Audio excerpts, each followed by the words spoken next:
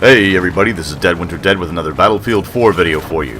Today we're going to take a look at a match of Rush on the new second assault map, Gulf of Oman. Now obviously Gulf of Oman is not a new map in the strictest sense of the word. It is a classic Battlefield 2 map that was re-imaged in Battlefield 3 and re-imaged again in the new Frostbite 3.0 engine for Battlefield 4. Now, for those of you who know my channel or like to watch my videos, excuse me, you realize that I'm a big fan of Rush, and now that we have some new maps to play Rush on, especially maps where Rush works very well, I'm going to be bringing you more Rush content. More failures, more successes, more tips, more thoughts, and more strategies. Now what you're going to be seeing here is not only some good gameplay. I'm going to spoil it for you. If you saw the title, you realize that we win. I believe I also pick up MVP on this match, but that's not what I want to focus on.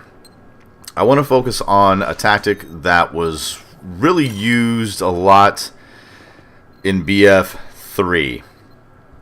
It kind of started developing in Battlefield Bad Company 2 when people first really got into Rush, and carried over into BF3 and now into BF4, and that is running an aggressive recon kit.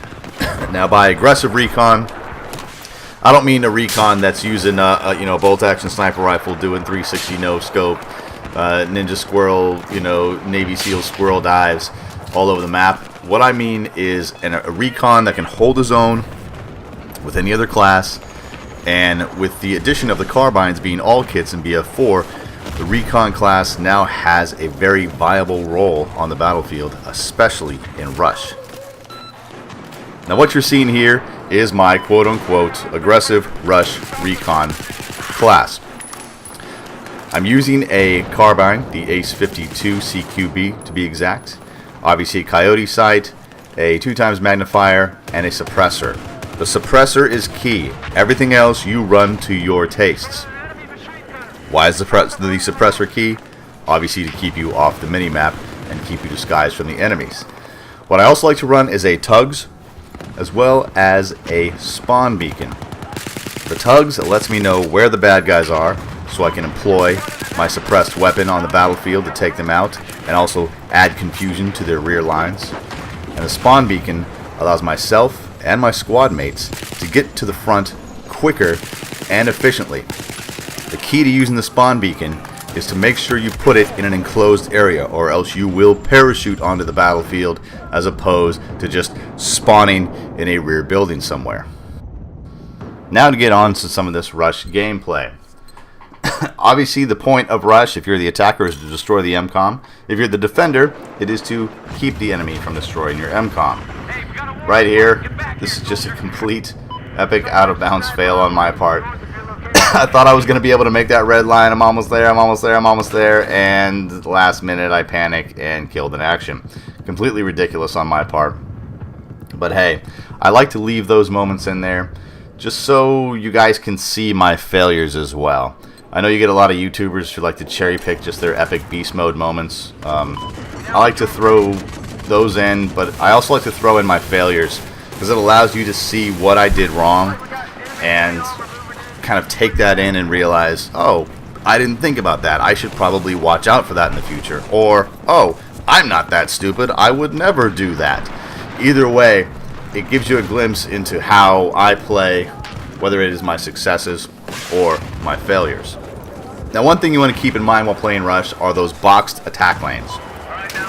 Whether you're the attacker or the defender, you need to realize that the attackers are going to move up predefined attack lanes. Now obviously maps like Gulf of Oman and Caspian border, there are many different ways to approach the objectives, and the closer you get to the objectives, those ways become fewer in number because you have a wide cone of vision which narrows until you get close to that MCOM, and then boom, you only have one objective and one way to approach it eventually, and by then the defenders usually have it locked down. But you need to take advantage while you're further away from the MCOM. Take advantage of flank routes, take advantage of getting behind the enemy, use your spawn beacon, think about future spawns, not just this life right here. Think about your future lives, because most of the time you're not going to go through a rush game as an attacker with a perfect KD. Unless, of course, you're hanging back just sniping from a distance. But if you're rushing and playing the objective, you're going to die. It's guaranteed you're going to die a couple of times. So be thinking about those future lives and where you're going to be moving your attack lanes. Now, obviously, maps, like I said, Caspian Border, Gulf of Oman, they're wide open, so you have a lot of options in the beginning. Maps like Operation Metro and Operation Locker, you have less options, because they're indoor maps, and they funnel attackers down very specific, very predefined, very limited attack corridors, so it's a lot easier to defend on maps like that. Whereas maps like this, it's usually a lot easier to attack, especially if you have an attacking team that's aggressive, they know what they're doing, unlike me here, who just apparently cannot drive in a sandstorm. But if the attacking team is aggressive and they know what they're doing, you will win on these wide open maps, almost guaranteed.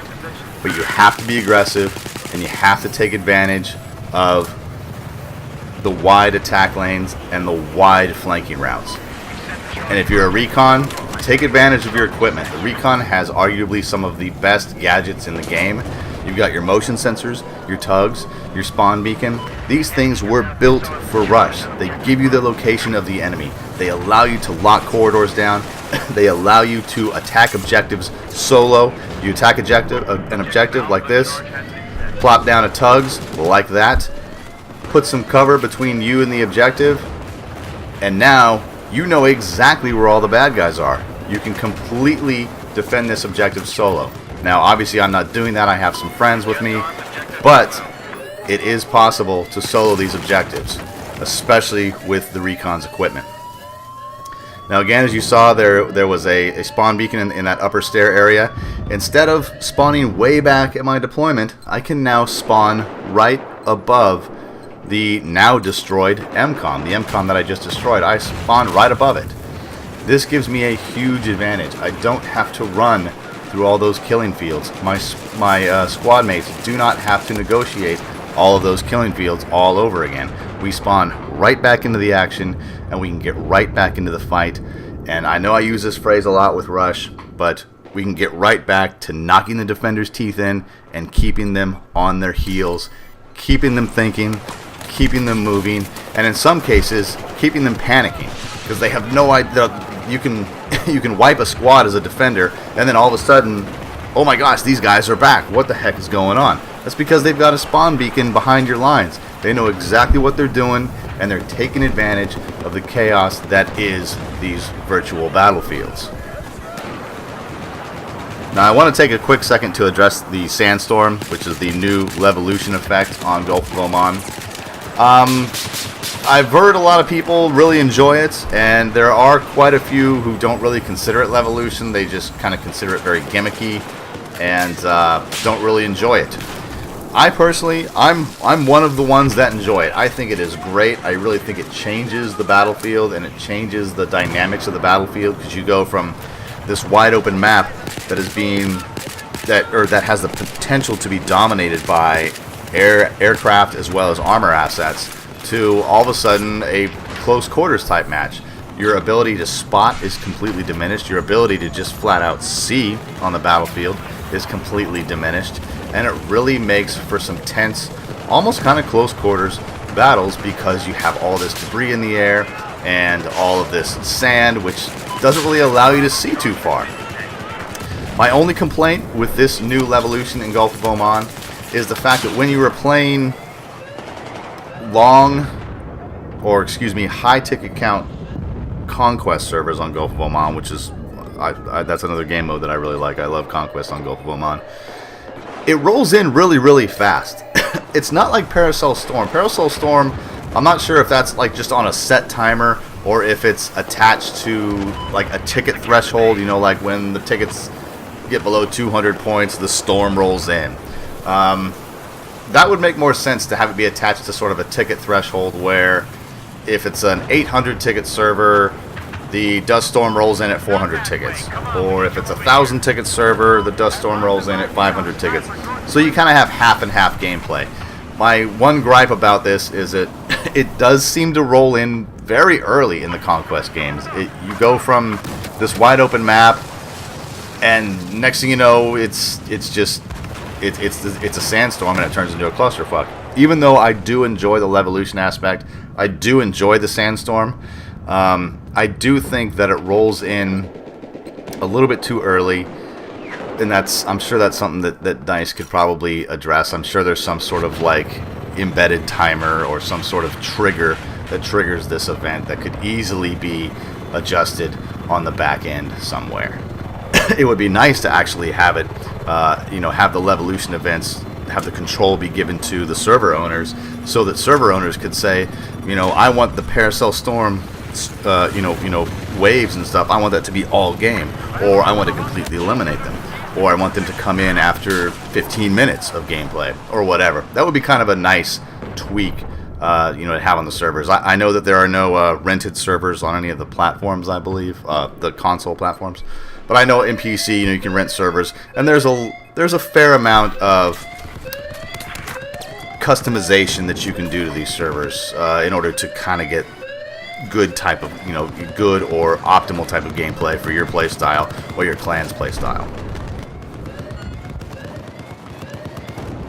Now back to this gameplay.